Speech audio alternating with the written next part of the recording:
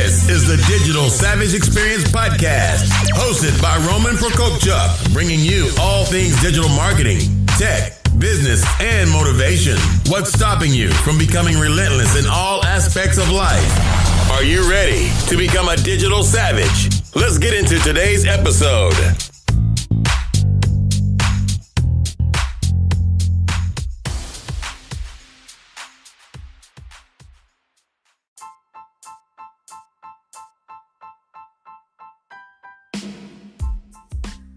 Hey everyone, this is Roman Prokopchuk, and this is the Digital Savage Experience, episode 36. Link building is still important as a ranking factor in 2019. So I really can't even believe saying that 2018 is almost over and 2019 is rolling in. But regardless of what year it is, backlinks have stood the test of time in terms of importance to search engine optimization. So there's a lot of backlink ranking factors that get added over time with new efforts that come out in terms of value and devaluing of links and things of that nature. So I just wanted to run through a few of the backlink ranking factors that currently hold true and basically explain some of them as well. So things like the linking domain age, so how old the referring domain and the link that is coming from it, how old it is.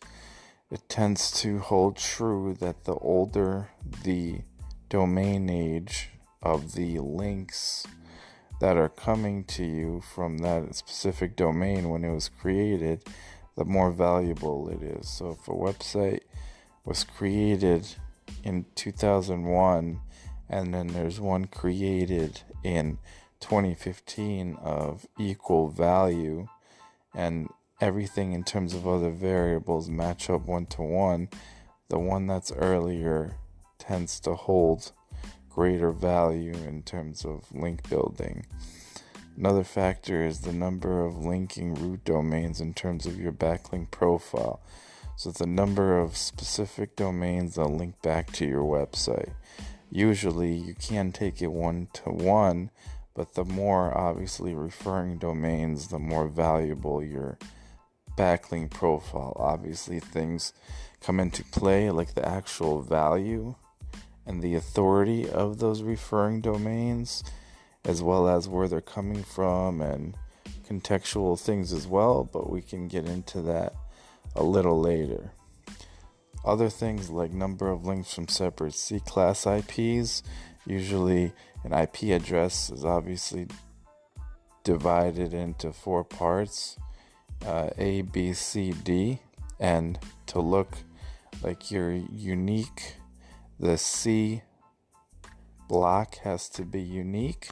Oftentimes there's 50, 60, 70, 80, sometimes hundreds of websites that are super spammy on the same server with the same C block, and it's easy for Google and other search engine to tell with that association that all those sites are connected. And obviously if one is low quality, they can tie that faster in terms of all those sites on that server to be belonging to one author or one owner, as well as if one's not valuable, then usually it plays true that the rest of the websites aren't valuable as well. So the number of linking pages, obviously the more pages that are linking to and linking from a website, usually it tends to hold true that it's greater value for you. Another ranking factor is backlink anchor text. So obviously the text that the hyperlink has itself in terms of text links is important because sometimes people would stuff them with money terms, if you will, so the things that they want to rank for, and do it repetitively to game the system, and that's not a natural link practice if it was kind of done in the wild per se. But you want to diversify your anchor text to mainly be a large percentage branded, and then some of which diversified in variations of related terms to what you're targeting in terms of your website, a specific page, or overall as well. Some other things, if you are interested in image search or utilize practices that have image links linking to your website, or alt tags, or the descriptive tags for images, basically optimizing those to show up in image search as well. So that's another option. In terms of organic search results, you have image search results as well. Another ranking factor is the authority of the linking domain. So if there's something called page authority, the stronger the page authority of the site, the more valuable it is. So sites like Yahoo in terms of their homepage, Google in terms of their homepage, other news publications, they're sometimes obviously in the 90s, high 80s. Anything like that is excellent. It's kind of hard to achieve unless you're, a Fortune company, a news publication, a search engine, that kind of thing. But a lot of the times websites in the 40s, 50s, 60s that, are competing in specific verticals as well are very strong. So the closest to 100 is obviously the stronger your domain authority. Some other ranking factors that I want to discuss are links from competitors. Competitors link to you in one way or another. That happens sometimes in industries that may not, be worried about competition in that terms, like a direct correlation. But if everyone links to everyone, it kind of shows that you belong within that mix. So if you're the low end on that totem pole of competitors and all your other competitors rank to you, it kind of legitimizes that you're part of that kind of group, or call it part of that conversation in terms of ranking you for related things if you are targeting them that your competitors are targeting as well. Another ranking factor is links from expected websites, so things like industry publications, things that can verify you as a thought leader, or, like I said, for the competitors, that you belong in a space. So things like being listed in lawyers.com or a legal directory or legal publication if you're a law firm, medical journals, things of that nature. So obviously registrations in terms of different public websites that list your license number for a contractor or a medical professional, things of that nature. So obviously adding legitimacy from that sense as well. Other things like links from bad neighborhoods, so things like coming that websites that have nothing to do with what you're targeting or what your business or brand is, or websites that are coming from locations around the globe that tend to have a lot of spammy and hacking activities coming from them, a lot of which are Russia, India, Philippines, and countries of that nature. Obviously add a negative connotation to your backlink profile and can add offsite penalties, as well as devaluing your backlink profile as a whole. So guys, watch out for stuff like that.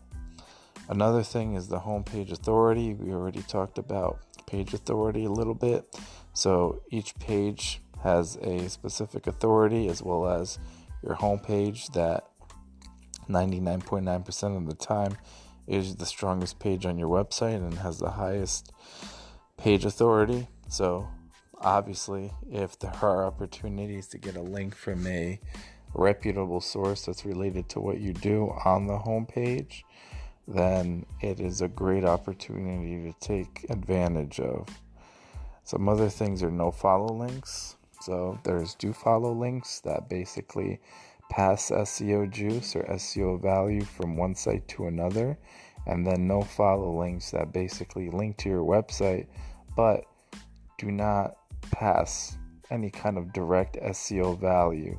But there is value in terms of referral traffic, and nofollow links still count to your overall link profile, so don't avoid them. Nofollow links are part of every natural link profile, so sometimes if you don't have any, it looks very suspect, like you're forcing things or manipulating the system, even though everybody does to a certain extent, not necessarily manipulate the system, but basically undertakes link building efforts to basically kind of force the envelope instead of waiting around for websites, publications to link to them.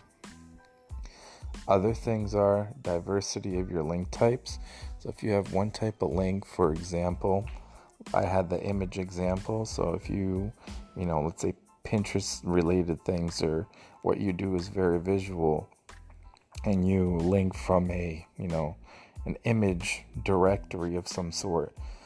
Well, maybe if that's all you're doing, it doesn't look very natural. Usually you want to have different types of links. So let's say links within different publications you get featured on or in, links in terms of profile links coming from business directories, and news publications related to what you're in, different interview sources, news themselves, local, state, national news, and different scholarly articles, different positions done for schools in terms of content.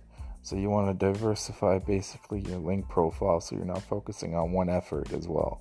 So contextual links basically are your links related to what you're actually targeting or focused on, or are they totally completely different and don't make any sense. Excessive 301 redirects to a page. Well, a lot of times you can't avoid 301 redirects. There's auto 301 redirects on websites as well. But usually you kind of manipulate and link 301s, basically broken pages, to existing pages to maintain the SEO value as well as the traffic value of previously pages that existed but no longer exist. So sometimes you push traffic to pages that may not normally rank for them, or you may have domains that you just straight purchased and then just redirect to either get the traffic value or get the SEO value, to try to manipulate and kind of mimic how the breakdown of the SEO value and page authority per se would go. It's very spammy. A lot of the time, pages that disappear on your website or obviously on other sites can't, if the content isn't being replaced, get redirected one-to-one. So oftentimes they go to the home page, which is natural, but there's different 301 redirect schemes that people do that at this point search engines have caught on to and penalized. Another ranking factor is internal link anchor text. So this is basically the linking structure within your website itself, and basically the terms you use in basically text links to internal pages. If you're overly spammy and use kind of your money terms over and over again and aren't broader, or some phrases or words or related kind of topics to your brand, then basically it's easy to find when a bot crawls your site. So if you have a page related to, let's say, braces for a orthodontist, if every single internal link has an anchor text braces on your website, it's clearly not natural. So there's, you have a blog post related to kids braces that then links to the general braces page, or regardless of how your website is structured, if you're manipulating that and just having that internal anchor text be the same thing over and over and over again, it looks very unnatural. So the link titles are important as well. Things like link title attribution, country TLD of referring domains. So if your business is in the United States, your website is hosted in the United States, but you have a link profile that half of your links are coming, let's say, from Germany, Russia, India, Pakistan, and have absolutely nothing to do with your business, your service, or your brand, and in terms of authority, have very low authority and have been seen to link to and link back from very sketchy communities online, then that's a big problem that, we often find in terms of having to clean up such efforts, contact these sites, contact search engines, and basically after manual penalties, as well as sometimes automatic ones, contact these websites, make an attempt, reach out back to Google or other search engines in the hopes of removing that negative connotation from that penalty. There's a lot of more things like the link location in the content as it corresponds to whatever's on the page, the order of the page, the proximity to the header, to the headings, to other links, to the content around the links is very important as well. So it's not necessarily just the link itself, it's how it's found, what's around it, like I said, and things of that nature. Other things like link location on page is important. Like if you have a website that still does some spammy stuff in terms of footer links, and you have 50 footer links and your link is in a footer, that doesn't add very much value. Or if it's a page that just simply has a bunch of links saying resources, that's very little value in terms of a link on a page. If it's more contextual, you have a lot of great information on a specific website, and on the pages on that website link back to you, that tends to be of higher value to your website as well. Other things like linking domain relevancy, I already spoke to it a little bit. Basically, websites that have nothing to do with you linking to you basically are a negative connotation, and things related to what you do or in the sphere that you do it that link to you basically strengthen that linking profile that you have itself, and basically vouch for you that you're part of that community with that link. So that's obviously positive, and the prior that I spoke to is negative.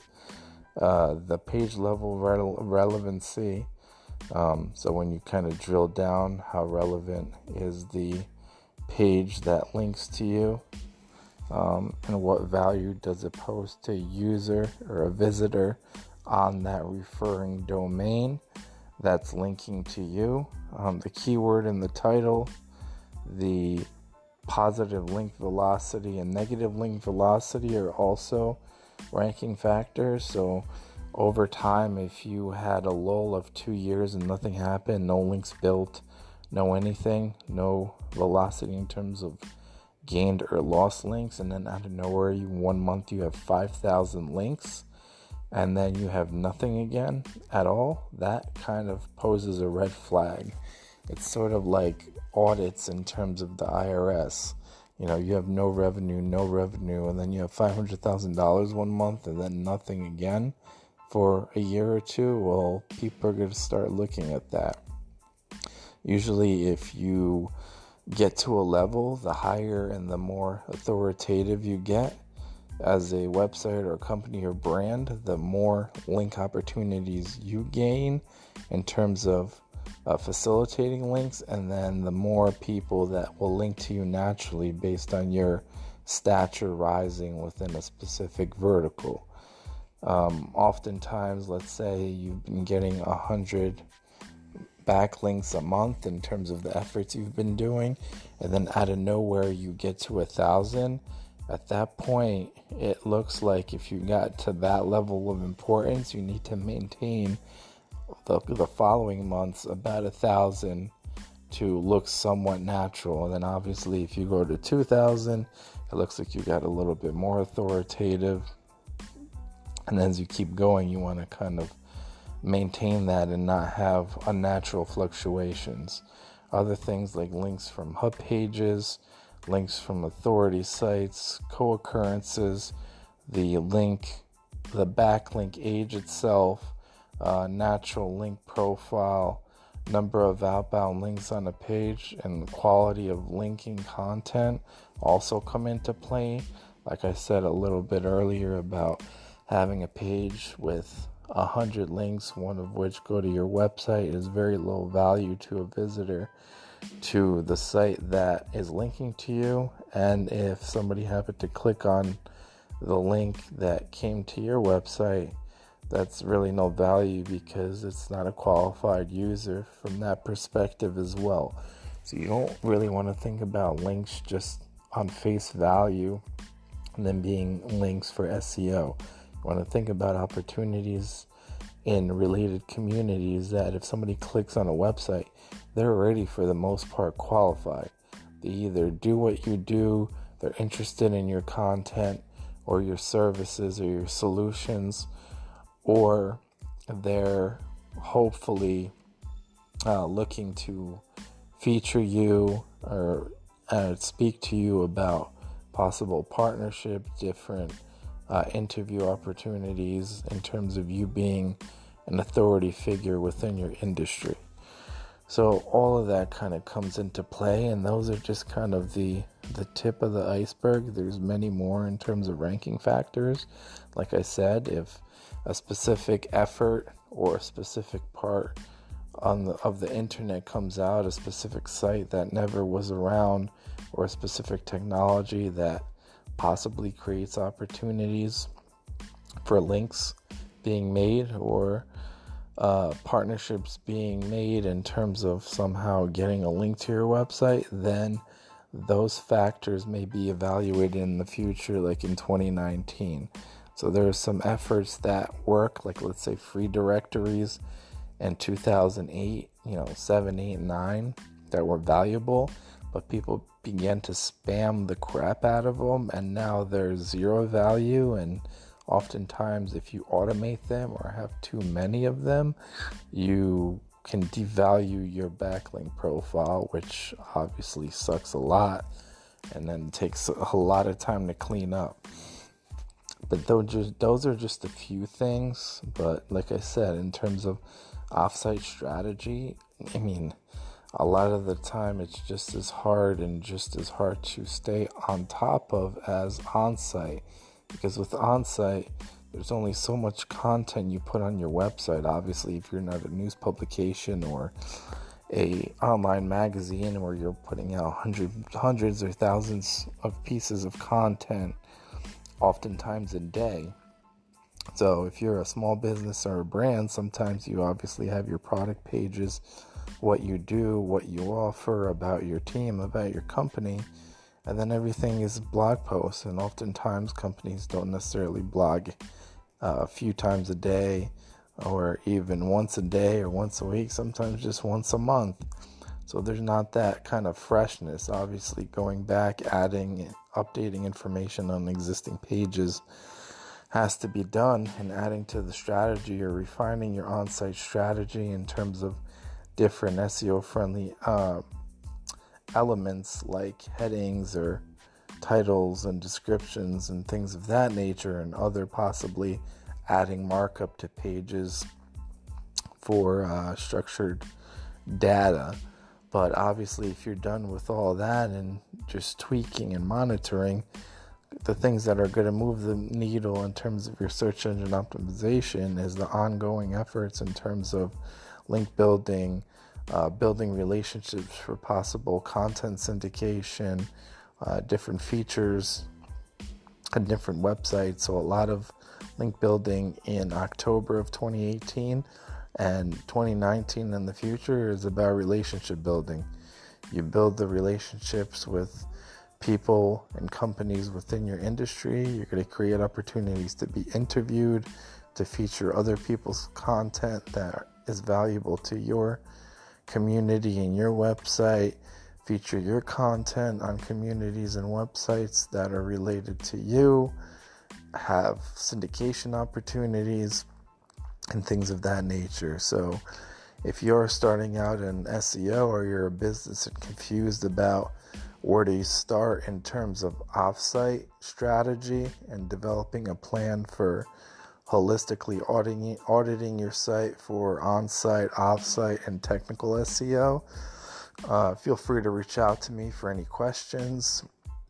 And in terms of my agency helping, because a lot of the time existing agencies don't do a really good job if their expertise doesn't lie in search engine optimization, or if you haven't had even any digital marketing and trying to get serious about your digital marketing efforts, feel free to reach out anytime. Until next time, guys, take care.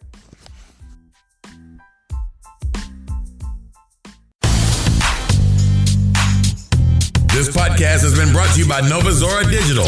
Find out how Nova Zora Digital can help your company grow online. Learn more at novazoradigital.com. Until next time, all you digital savages.